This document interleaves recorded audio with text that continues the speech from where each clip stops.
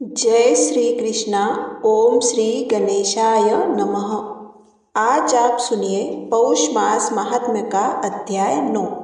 इससे पहले के अध्याय में आपने जाना था जमदग्नि और कार्तिवीर्यार्जुन के युद्ध तथा ब्रह्मा जी द्वारा उसके निवारण का वर्णन। आज आप सुनिए इसके आगे की कथा। श्री नारायण कहते हैं, नारद, राजा घर लौट तो गया पर उसके मन में युद्ध की आग लगी रही।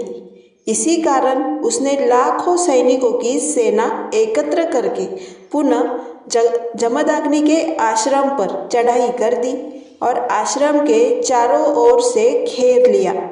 राजा की विशाल सेना को देखकर आश्रमवासी भय से मूर्छित हो गए।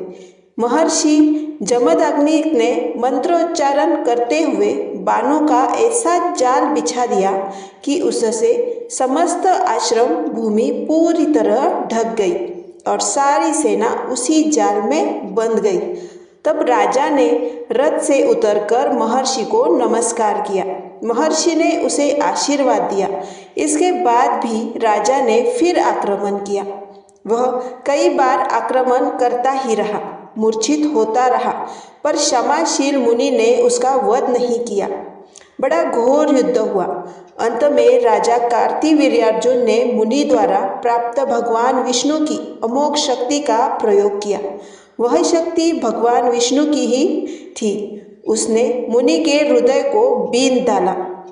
मुनि ने उसके आघात से अपना जीवन त्याग दिया। वह शक्ति पुनः भगवान विष्णु के पास लौट गई। इसके बाद जगत में हाहाकार मच गया और कपिला गो बार बार तात तात पुकारती हुई गोलोक को प्रस्थान कर गई। तत्पश्चात राजा कार्तिवीर्यार्जुन ब्रह्म हत्या जनित पाप का प्रायश्चित करके अपनी राजधानी लौट गया। इधर पतिव्रता महर्षि पत्नी रेणुका पति के मरण से अत्यंत दुखी होकर विलाप करने लगी। वे अपने पुत्र परशुराम को पुकारने लगी। उस समय योगी परशुराम पुष्कर में थे। वे उसी क्षण मानसिक गति से माता के पास पहुंच गए, माता को प्रणाम किया और पिता की अंत्येष्टि की तैयारी करने लगे। सारी बातें सुनकर माता के युद्ध न करने के अनुरोध के बावजूद भार्गव परशुराम ने 21 बार पृथ्वी को क्षत्रिय हीन करने की तथा राजा कार्तिवीर्यार्जुन के वध की प्रतिज्ञा कर ली।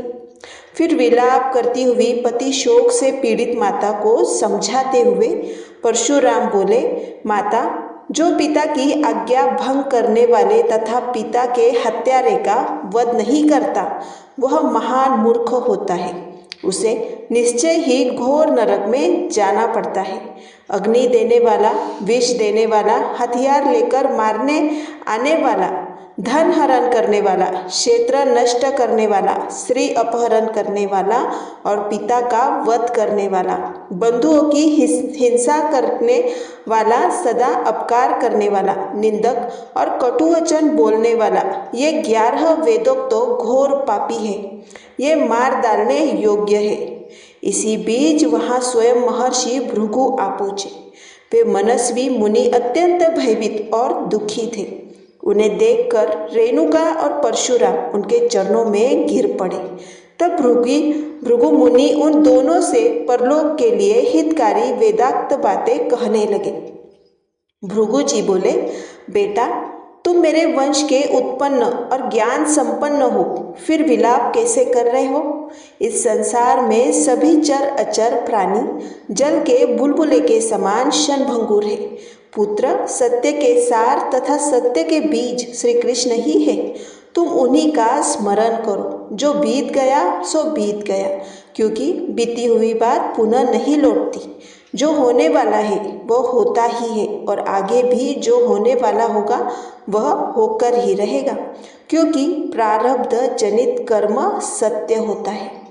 कर्म फल भोग को कौन टाल सकता है? इसीलिए बेटा, कौन किसके पिता है और कौन किसके पुत्र है, ये सब दुख के भवसागर में कर्म रूपी लहरों से प्रेरित हो रहे हैं। पुत्र ज्ञानी विलाप लोक विलाप नहीं करते, अतः अब तुम दूरन मत करो, क्योंकि रोने से, आंसुओं के गिरने से मृतकों को निश्चय ही नरक भोगना पड़ता है। भाई, बंधु आदि कुटुंबी जिस सांकेतिक नाम का उच्चारण करके रुदन करते हैं, उसे वे 100 वर्ष तक रोते रहने पर भी नहीं प्राप्त कर सकते। त्वचा आदि पृथ्वी के अंश पृथ्वी में, जलांश जल में, तेजांश तेज में विलीन हो जाते हैं। फिर रोने से कौन वापस आएगा? मरने के बाद तो नाम, शास्त्र, ज्ञान, यश और कर्म की कथा मात्र शेष रह जाती है। इसीलिए जो वेद विरहित परलौकिक कर्म है, इस समय तुम वही करो जो परलोक के लिए हितकारी है। वही वास्तव में पुत्र और वही बंधु है। भृगु के इन वचनों को सुनकर महासाध्वी रेणुका ने उसी क्षण शोक त्याग दिया और मुनि से कहने लगी, हे ब्राह्मण, अब मैं अपने प्राणनाथ का अनुगमन करना चाहती हूँ। दूसरों को मान देने वाले मेरे पति आज मेरे ऋतुकाल के चौथे दिन मृत्यु को प्राप्त हुए हैं। अतः वेदवेत्ता श्रेष्ठ मुनि, इस विषय में कैसी व्यवस्था करनी चाहिए बतलाइए। मेरे कई जन्मों का पुण्य उदय हुआ है, जिसके फल स्वरूप आप सहसा उपस्थित हुए हैं। तब भृगु जी बोले, अहो महासती, तुम अपने पुण्यात्मा पति का अनुगमन करो, क्योंकि ऋतु का चौथा दिन पति के सभी कार्यों में शुद्ध माना जाता है। जो भक्ति देता है वही पुत्र है, जो अनुगमन करती है वही स्त्री है, जो दान देता है वही बंधु है, जो गुरु की अर्चना करता है वही शिष्य है, जो रक्षा करता है वही इष्ट देव है, जो प्रजा का पालन करता है वही राजा है, जो पत्नी की बुद्धि को धर्म में नियोजित करता है वही स्वामी है। रेणुका इस प्रकार समझकर भृगु मुनि परशुराम से बोले, महाभाग वत्स्य, यहाँ आओ और इस अमंगल शोक को त्याग दो। भृगुनंदन, अपने पिता को दक्षिण सिर करके उत्तान कर 2 नया वस्त्र और यज्ञोपवीत पहनाओ। आंसू रोक कर दक्षिणाभिमुख होकर बैठ जाओ। फिर भक्ति पूर्वक अरणी से उत्पन्न अग्नि हाथ में लो और पृथ्वी पर स्थित सभी तीर्थों का स्मरण करो। गया आदि तीर्थ, पुण्य पर्वत कुरुक्षेत्र, सरिताओं में श्रेष्ठ गंगा, यमुना, कौशिकी, संपूर्ण पापों का नाश करने वाली चंद्रभागा, गंडकी, काशी, प्रयाग, भद्रा, नर्मदा, सरस्वती, गोदावरी, कावेरी, स्वर्णरेखा, पुष्कर, रैवत, वराह, श्रीशैल, गंधमादन, हिमालय, कैलाश, सुमेरु, रत्न पर्वत, वाराणसी, प्रयाग, पुण्यवन, वृंदावन, हरिद्वार और बद्री, इनका बार बार स्मरण करो। फिर चंदन, अगर, कस्तूरी तथा सुगंधित पुष्प देकर वस्त्र से ढककर पिता के शव को चिता पर स्थापित करो। भृगु मुनि की आज्ञा से परशुराम ने गोत्रजनों सहित वह सारा कार्य संपन्न किया। इसके बाद रेणुका ने अपने पुत्र परशुराम को हृदय से लगा लिया और परिणाम में सुखदायक वचन कहे, बेटा, इस भवसागर में विरोध मत करना। संपूर्ण मंगलों का मंगल और विरोध नाश तथा समस्त उपद्रव का कारण है। अतः भयंकर शत्रुओं से विरोध न करना ही उचित है। किंतु मेरे सुनते सुनते तुमने जो प्रतिज्ञा की है उसे पूर्ण करना चाहिए। इसके लिए तुम दिव्य मंत्रों से ज्ञाता भृगु और ब्रह्मा के साथ विचार करके जैसा उचित हो वैसा करो। सज्जनों द्वारा आलोचित कर्म शुभ कारक होता है। ऐसा कहकर रेणुका परशुराम को छोड़कर अपने पति का आलिंगन करके श्रीहरि का स्मरण करती हुई परशुराम की ओर देखती हुई चिता में सो गई। तब भाइयों सहित परशुराम ने चिता में अग्नि लगा दी। फिर भाइयों और पिता के शिष्यों सहित वे विलाप करने लगे। इतने में ही सती रेणुका राम राम राम उच्चारण करती हुई परशुराम के देखते देखते जलकर राख हो गई।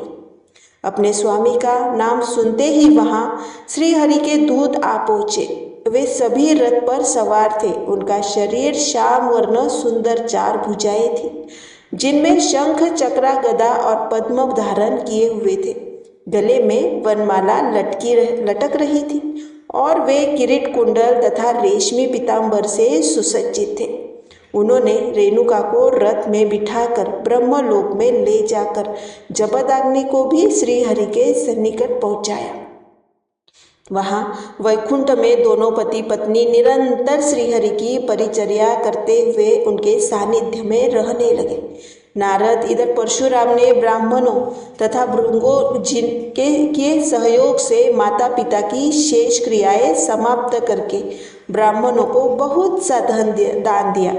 फिर गो, भूमि, स्वर्ण वस्त्र, स्वर्ण निर्मित पलंग सहित मनोरम दिव्य शैया, जल, अन्न, चंदन, रत्नदीप, चांदी का पर्वत, स्वर्ण के आधार सहित उत्तम स्वर्ण आसन, सुवासित तांबूल, छत्र, पादुका, फल, मनोहर माला, फल मूल, जल, मनोहर मिष्टान तथा धन ब्राह्मणों को देकर ब्रह्मलोक को प्रस्थान किया। ब्रह्मलोक पहुंचकर परशुराम ने भक्ति भाव से अव्यय आत्मा ब्रह्मा जी को नमस्कार करते रोते हुए सारी घटना सुना दी। कृपामय ब्रह्मा जी ने सारी बातें सुनकर उन्हें शुभ आशीर्वाद दिया और हृदय से लगा लिया।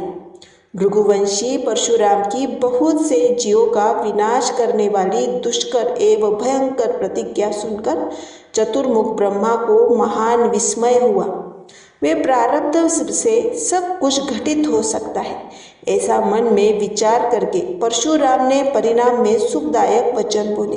ब्रह्मा जी ने कहा, वत्स्य, बहुत से जीवों का विनाश करने वाली तुम्हारी यह प्रतिज्ञा दुष्कर है, क्योंकि यह सृष्टि भगवान श्री हरि की इच्छा से उत्पन्न होती है। बेटा, उन्हीं परमेश्वर की आज्ञा से मैंने बड़े कष्ट से इस सृष्टि की रचना की है, किंतु तुम्हारी निर्दयता पूर्वक घोर प्रतिज्ञा सृष्टि को लय कर देने वाली है। तुम एक क्षत्रिय के अपराध से पृथ्वी को 21 बार क्षत्रिय रहित कर देना चाहते हो और क्षत्रिय जाति को नष्ट करने की ठान चुके हो, किंतु ब्राह्मण, क्षत्रिय, वैश्य, शूद्र ये 4 प्रकार की सृष्टि नित्य है, जो श्री हरि की ही आज्ञा से पुनः पुनः और आविर्भाव तिरोभाव करती है। अन्यथा प्रारब्ध अनुसार तुम्हारी प्रतिज्ञा पूर्ण होगी। तुम्हें अपनी कार्य सिद्धि के लिए बड़ा परिश्रम करना होगा। अतः वत्स्य, तुम शिवलोक में जाओ और शंकर जी की शरण ग्रहण करो। भूतल पर बहुत से नरेश शंकर जी के भक्त हैं। जब वे भक्ति स्वरूपा पार्वती और शंकर जी के दिव्य कवच को धारण करके खड़े होंगे, तब महेश्वर की आज्ञा के बिना उन्हें मारने में कौन समर्थ हो सकता है। अतः जो विजय का कारक और शुभ कारक है, उस उपाय को तुम यज्ञ पूर्वक करो। इसीलिए तुम शंकर जी से श्री कृष्ण के मंत्र और कवच ग्रहण करो। यह वैष्णव तेज परम दुर्लभ है। उसके प्रभाव से तुम शैव और शाक्त दोनों तेजों पर विजय पा सकोगे। जगदीश्वर शिव तुम्हारे जन्म जन्मांतर के गुरु है, अतः मुझसे मंत्र ग्रहण करना तुम्हारे लिए उचित नहीं। कर्मभोग से ही मंत्र, स्वामी, श्री गुरु और देवता प्राप्त होते हैं। भृगुनंदन, तुम त्रैलोक्य विजय नामक श्रेष्ठ कवच ग्रहण करके 21 बार पृथ्वी को क्षत्रिय रहित कर दोगे। दानी शंकर तुम्हें दिव्य पाशुपत अस्त्र प्रदान करेंगे। उनके मंत्र बल से तुम क्षत्रिय समुदाय को जीत लोगे। परशुराम जी का शिवलोक में जाने का वर्णन आप अगले अध्याय में सुनेंगे। अब आप सुनिए श्री भगवत गीता का महात्म्य 9वां। महादेव जी कहते हैं, पार्वती, अब मैं आदरपूर्वक 9वें अध्याय के महात्म्य का वर्णन करूंगा, तुम स्थिर होकर सुनो। नर्मदा तट पर महिष्मती नाम की एक नगरी है। वहाँ माधव नामक एक ब्राह्मण रहते थे, जो वेदांगों के तत्वज्ञ थे और अतिथि प्रेमी भी थे। उन्होंने विज्ञा से बहुत धन कमाकर एक महान यज्ञ का अनुष्ठान आरंभ किया। उस यज्ञ में बलि के लिए एक बकरा मंगाया गया। जब उसके शरीर की पूजा हो चुकी, तब सबको आश्चर्य में डालते हुए उस बकरे ने हंसकर उच्च स्वर से कहा, ब्राह्मण, इन बहुत से यज्ञों से क्या लाभ? इनका फल तो नष्ट हो जाने वाला है तथा यह जरा और मृत्यु के भी कारण है। यह सब करने पर भी मेरी वर्तमान दशा देख लो। बकरे के इस कौतुकपूर्ण वचन को सुनकर यज्ञ मंडप में उपस्थित सभी लोग विस्मित हो गए। तब यजमान ब्राह्मण हाथ जोड़कर अपलक नेत्रों से देखते हुए बकरे को प्रणाम करके आदरपूर्वक पूछने लगे, आप किस जाति के थे? आपका स्वभाव आचरण कैसा था? और जिस कर्म से आपको बकरे की योनि प्राप्त हुई, यह सब बतलाइए। बकरा बोला, ब्राह्मण, मैं पूर्व जन्म में ब्राह्मणों के अत्यंत निर्मल कुल में उत्पन्न हुआ था। समस्त यज्ञों का अनुष्ठान करने वाला और वेद विद्या में प्रवीण था। एक दिन मेरी स्त्री ने भगवती दुर्गा की भक्ति से विनम्र होकर अपने बालक के रोग की शांति के लिए मुझसे एक बकरा मांगा। जब चंडिका मंदिर में वह बकरा मारा जाने लगा, तब उसकी माता ने मुझे श्राप दिया, ब्राह्मणों के नीच पापी, तू मेरे बच्चे का वध करना चाहता है, इसीलिए तू भी बकरे की योनि में जन्म लेगा। द्विश्रेष्ठ कालवश मृत्यु को प्राप्त होकर मैं बकरा हो गया। यद्यपि मैं पशु योनि में हूँ, फिर भी मुझे पूर्व जन्मों का स्मरण है। यदि आपको सुनने की उत्कंठा है तो मैं एक और आश्चर्य की बात बताता हूँ। कुरुक्षेत्र नामक मोक्षदायी नगर में चंद्र शर्मा नामक सूर्यवंशी राजा राज्य करते थे। एक बार सूर्य ग्रहण के समय राजा ने बड़ी श्रद्धा से साक्षात काल पुरुष का दान करने की तैयारी की। उन्होंने वेदांग पारंगत ब्राह्मण को बुलवाया। पुरोहित सहित तीर्थ के पावन जल से स्नान करके 2 वस्त्र धारण किए, श्वेत चंदन लगाया और पुरोहित को हाथ पकड़कर अपने स्थान पर लौट आए। फिर यथोचित विधि से भक्तिपूर्वक ब्राह्मण को काल पुरुष का दान किया।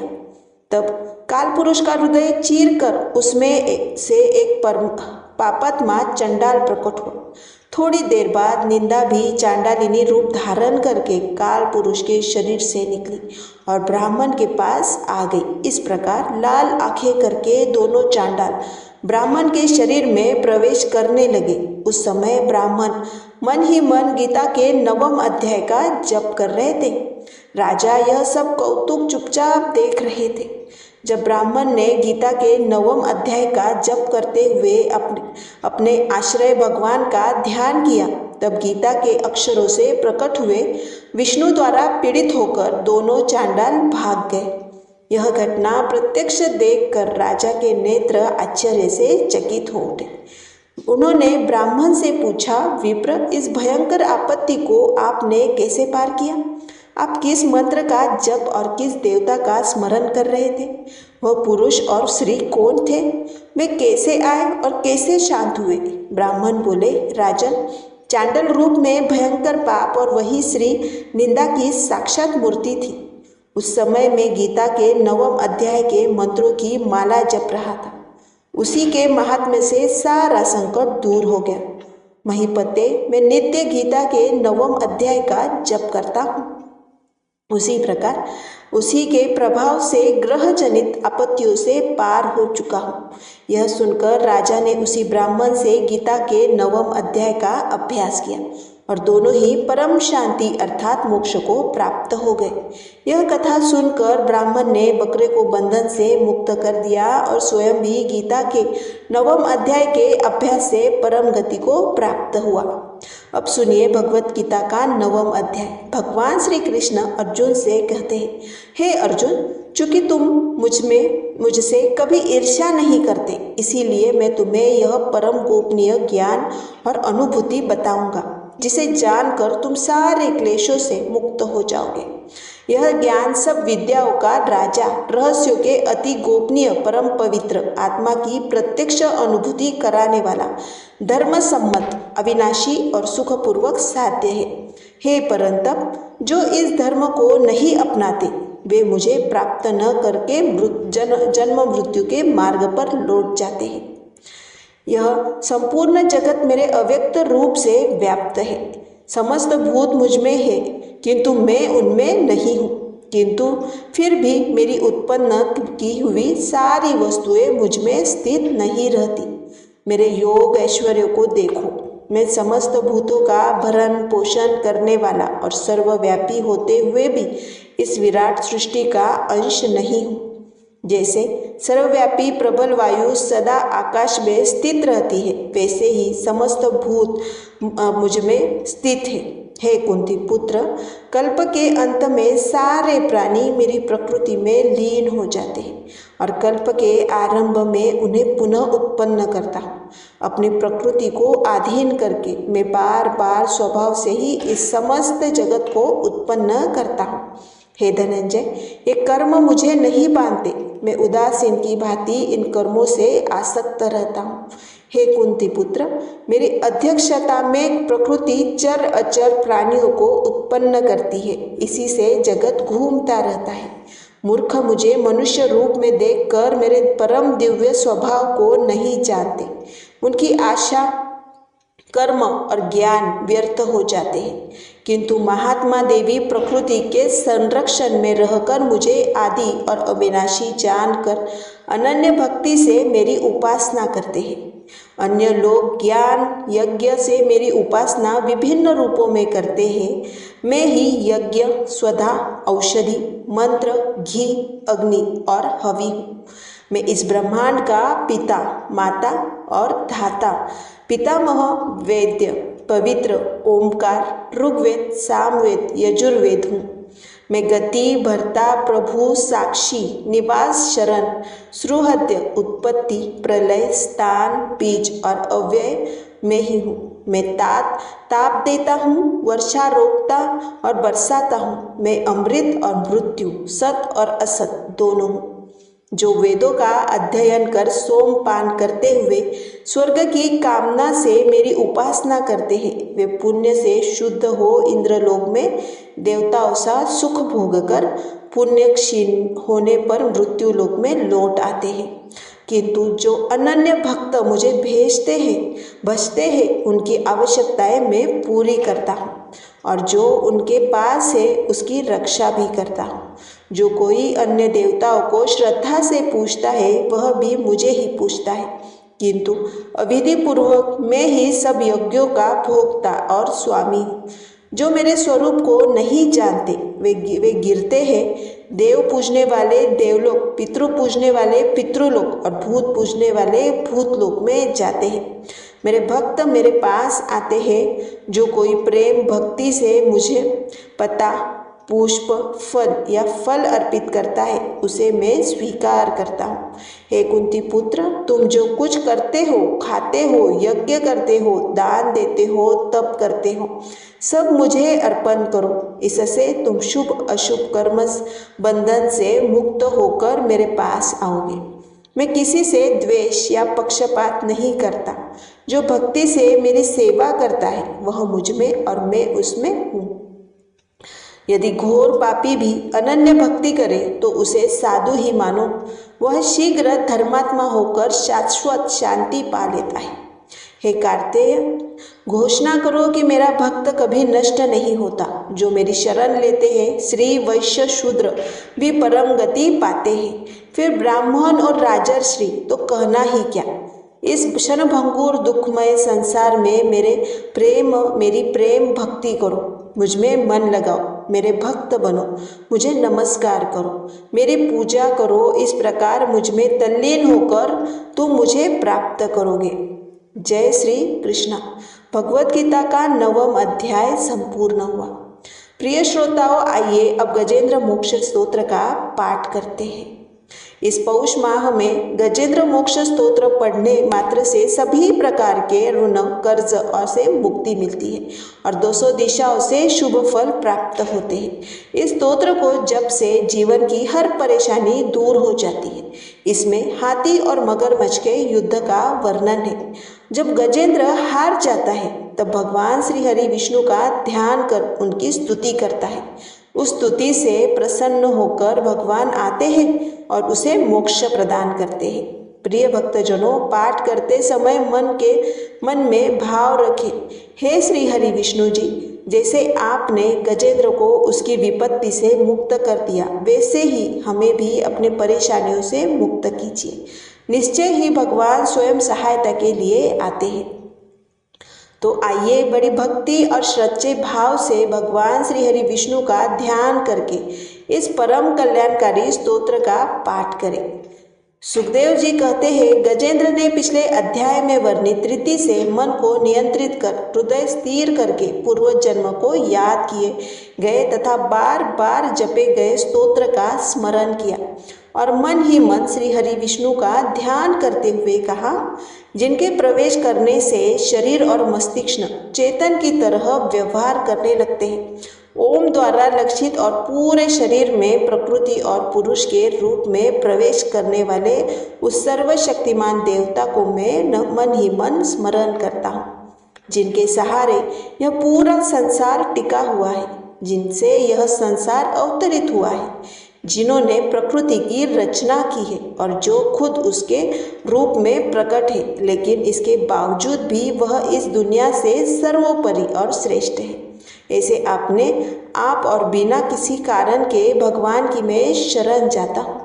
अपने संकल्प शक्ति के बल पर अपने ही स्वरूप में रचित और सृष्टि काल में प्रकट एवं प्रलय में अप्रकट रहने वाले इस शास्त्र प्रसिद्धि प्राप्त कार्य कारण रूपी संसार को, जो बिना कुंठित दृष्टि के साक्ष्य रूप में देखते रहने पर भी लिप्त नहीं होते, चक्षु आदि प्रकाशकों के परम प्रकाशक प्रभु आप मेरी रक्षा करें।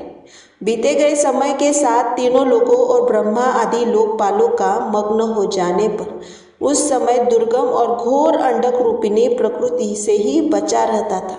उस अंधकार से परे अपने परम धाम में जो सर्वव्यापी भगवान सभी देवताओं में प्रकाशित होते रहते हैं, वह भगवान मेरी रक्षा करें। विभिन्न नाट्य रूपों में अभिनय करने वाले उस अभिनेता के वास्तविक स्वरूप को जिस प्रकार से साधारण लोग भी नहीं पहचान पाते, उसी तरह सत्व प्रधान देवता और महर्षि भी जिनके स्वरूप को नहीं जान पाते, ऐसे में कोई साधारण प्राणी उनका वर्णन कैसे कर सकता है। ऐसे दुर्गम चरित्र वाले भगवान मेरी रक्षा करें।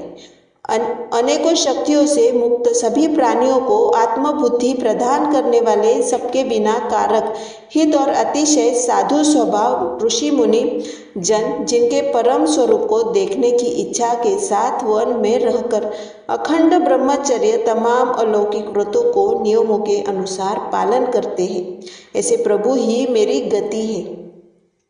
वह जिनका हमारी तरह न तो जन्म होता है और न जिनका अहंकार में कोई भी काम नहीं होता, जिनके निर्गुण रूप का न कोई नाम है और न कोई रूप है, इसके बावजूद भी वह समय के साथ इस संसार की सृष्टि और प्रलय के लिए अपनी इच्छा से अपने जन्म को स्वीकार करते हैं। उस अनंत शक्ति वाले परम ब्रह्म परमेश्वर को मेरा नमस्कार है।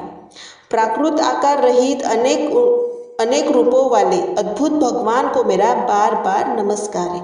स्वयं प्रकाशित सभी साक्षी परमेश्वर को मेरा शत शत नमन है। वैसे देव जो मन वाणी और चित्तवृत्तियों से परे है, उन्हें मेरा बारंबार नमस्कार है। विवेक से परिपूर्ण पुरुष के द्वारा सभी सत्व गुणों से परिपूर्ण निवृत्ति धर्म के आचरण से मिलने वाले योग्य मोक्ष सुख की अनुभूति रूपी भगवान को मेरा नमस्कार है। सभी गुणों के स्वीकार शांत रजोगुण को स्वीकार करके अत्यंत और तमोगुण को अपना कर मूढ़ से जाने जाने वाले बिना भेद के और हमेशा सद्भाव से ज्ञान धनी प्रभु को मेरा नमस्कार है। शरीर के इंद्रिय के समुदाय रूप सभी पिंडों के ज्ञाता, सभी के स्वामी और साक्षी रूप में देव आपको मेरा नमस्कार है। सभी के अंतर्यामी प्रकृति के परम कारक लेकिन स्वयं बिना कारक भगवान को मेरा शत शत नमस्कार है। इंद्रियों और सभी विषयों में जानकर सभी प्रतीति के कारण रूप संपूर्ण जड़ प्रपंच और सबकी मूलभूता अविद्या के द्वारा सूचित होने वाले और सभी विषयों में अविद्या रूप में भासने वाले भगवान को मेरा नमस्कार है। सबके कारण लेकिन स्वयं बिना कारण होने पर भी बिना किसी परिणाम के होने की वजह से अन्य कारणों से भी विलक्षण कारण आपको मेरा बार बार नमस्कार है। सभी वेदों और शास्त्रों के परम तात्पर्य मोक्ष रूपी और श्रेष्ठ पुरुषों की परम गति देवता को मेरा नमस्कार है। वह जो त्रिगुण रूपों में छिपी हुई ज्ञान रूपी अग्नि है, वैसे गुणों में हलचल होने पर जिनके मन मस्तिष्क में संसार को रचने की वृत्ति उत्पन्न हो उठती है और जो आत्मा तत्व की भावना के द्वारा विधि निषेध रूप शास्त्र से भी ऊपर उठते हैं, जो महाज्ञानी महात्माओं में स्वयं प्रकाशित हो रहे हैं, ऐसे भगवान को मेरा नमस्कार है। मेरे जैसे शरणागत पशु के समान जीवों की अविद्या रूप फांसी को पूर्ण रूप में काट देने वाले परम दयालु और दया दिखाने में कभी भी आलस नहीं करने वाले भगवान को मेरा नमस्कार है। अपने अंश से सभी जीवों के मन में अंतर्यामी रूप में प्रकट होने वाले सर्वनियंता अनंत परमात्मा आपको मेरा नमस्कार है। जो शरीर पुत्र मित्र घर और संपत्ति सहित कुटुंबियों में आसक्त लोगों की द्वारा कठिनाई से मिलते हैं और मुक्त पुरुषों के द्वारा अपने हृदय में निरंतर चिंतित ज्ञान स्वरूप सर्वसमर्थ परमेश्वर को मेरा नमस्कार है। वह जिन्हें धर्म अभिलक्ष भोग धन और मोक्ष की कामना से मनन करके लोग अपनी मनचाही इच्छा पूर्ण कर लेते हैं, अपितु जिन्हें विभिन्न प्रकार के अयाचित भोग और अविनाशी पार्षद शरीर भी देते हैं, वैसे अत्यंत दयालु प्रभु मुझे इस प्रकार की विपदा से हमेशा के लिए बाहर निकाले।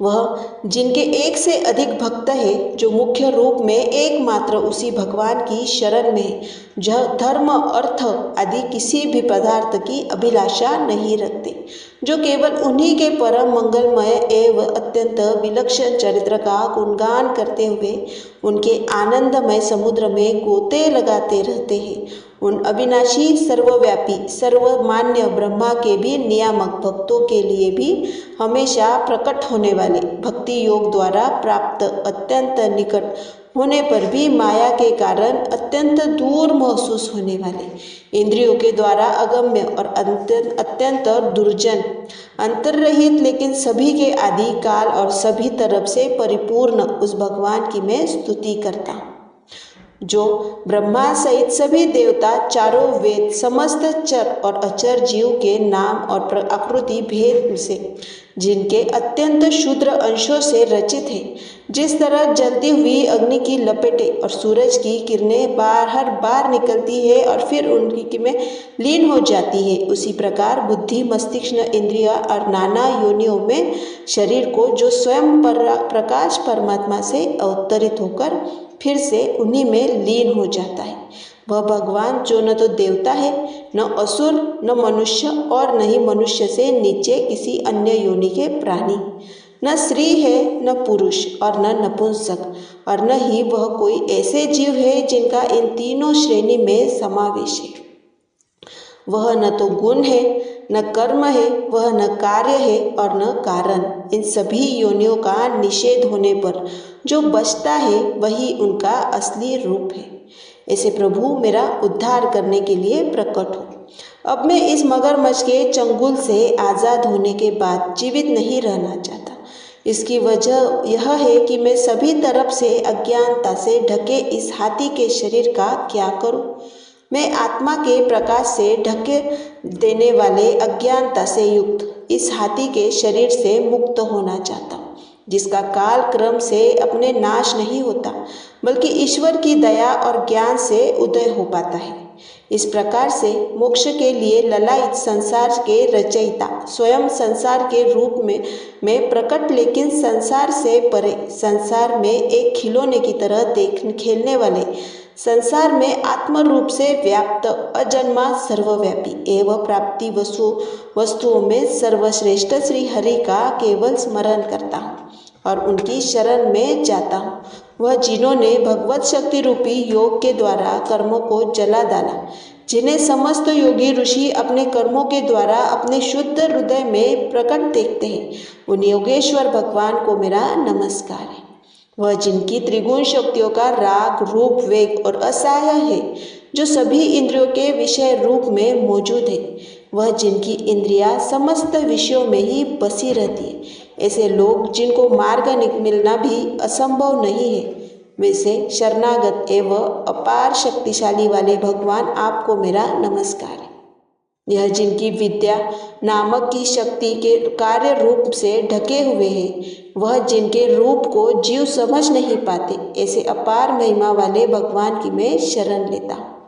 सुखदेव जी कहते हैं कि जिसने पूर्व प्रकार के भगवान के भेद रहित सभी निराकार रूप का वर्णन किया था, उस गजराज के करीब जब ब्रह्मा जी सहित अन्य कोई देवता नहीं आए तो अपने विभिन्न प्रकार के विशेष अनुग्रह को ही अपना रूप मानते हैं। ऐसे में साक्षात ब्रह्मा जी, विष्णु जी, जो सभी के आत्मा होने के कारण सभी देवताओं के रूप है, वहाँ प्रकट हुए। गजराज को इस प्रकार दुखी देखकर और उनके पढ़े हुए स्तुति को सुनकर चक्रधारी प्रभु इच्छा अनुसार वेग वाले गरुड़ की पीठ पर सवार होकर सभी देव के साथ उस स्थान पर पहुँचे जहाँ वह गज था। सरोवर के अंदर महाबलशाली मगरमच्छ द्वारा जकड़े और दुखी उस हाथी ने आसमान में गरुड़ की पीठ पर बैठे और हाथों में चक्र लिए भगवान विष्णु को आते हुए जब देखा तो वह अपनी सूंड में पहले से ही उनकी पूजा के लिए रखे कमल के फूल को श्री हरि पर बरसाते हुए कहने लगा, श्री पूज्य भगवान श्री हरि आपको मेरा प्रणाम। सर्वपूज्य भगवान श्री हरि आपको मेरा नमस्कार। लाचार हाथी को देखकर श्री हरि विष्णु गरुड़ से नीचे उतरते हैं, सरोवर में उतर कर आए और बेहद दुखी होकर ग्राह सहित उस गज को तुरंत ही सरोवर से बाहर निकाल लाए और देखते ही देखते अपने चक्र से मगरमच्छ की गर्दन काट दी और हाथी को उस पीड़ा से बाहर निकाल लिया। प्रिय भक्तजनों, इस प्रकार गजेंद्र मोक्ष स्तोत्र संपूर्ण होता है। प्रेम से बोलिए भगवान श्री हरि विष्णु जी की जय। जय माता लक्ष्मी की जय हो, नारायण भगवान की। गजेंद्र मोक्ष स्तोत्र संपूर्ण हुआ। कथा आपको पसंद आए तो लाइक करें, चैनल को सब्सक्राइब करें और कमेंट में राधे कृष्ण भगवान की जय अवश्य लिखें।